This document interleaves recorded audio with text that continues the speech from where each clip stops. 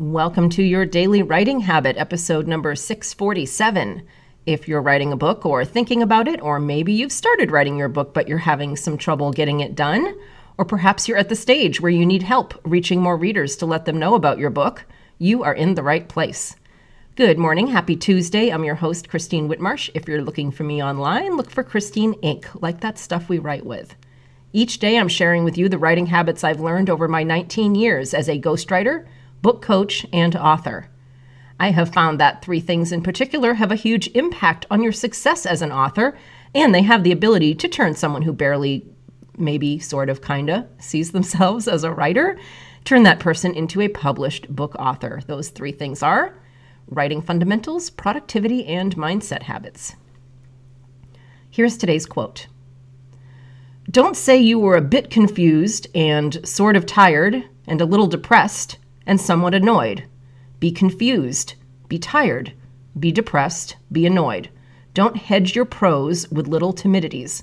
Good writing is lean and confident. William Zinsser. And once again, good morning. And today's episode is particularly for those of you writing your memoir or considering doing so. But as with all episodes of your daily writing habit, no matter what the focus is, ideally there will be useful nuggets for you no matter what type of book you're writing. But specifically today, we really are focusing on memoirs. And I'm going to share with you 3 of my tips for strengthening your nonfiction storytelling, especially in memoirs. Tip number 1. Just like in fiction, details are the fuel of real-life stories. Details are what put your readers in those real-life situations, kind of like flies on the wall. Details are what bring your stories to life, transforming them from a thing that happened to you in the past to a thing that is happening all over again. And this time, as the reader, they get to be a part of it. Number 2. Be sure and write from the point of view of you in the story. So way back when it happened, not you now where you know all this stuff and you know it was a bad idea to do the stuff you did in the story or why it's, hilarious, the stuff that happened. So you're not writing from now, you're writing from then, when you lived it at the time.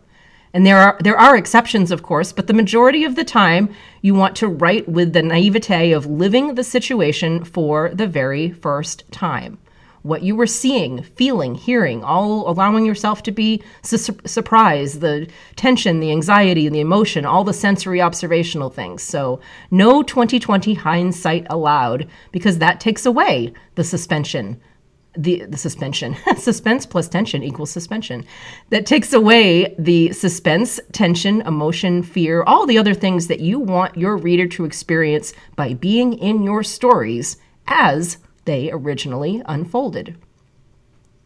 And number 3, finally, as I had just alluded to, don't forget feelings in your stories. Raw, honest, authentic, and especially, as is one of my themes for 2021, messy ones.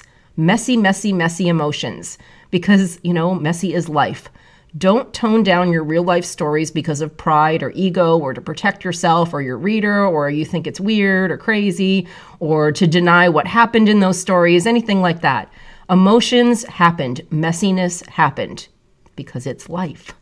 And your readers deserve to know what those emotions were and what you were dealing with because they're experiencing the same stuff in their everyday lives. By the way, that's why people love memoirs and biographies. It's like validating. It's like, oh, other people have messed up lives too. Whew, thank God. So they're experiencing all that stuff in their everyday lives. So when you, as a memoir author, share your stories openly and honestly, messy and all, you honor their messiness.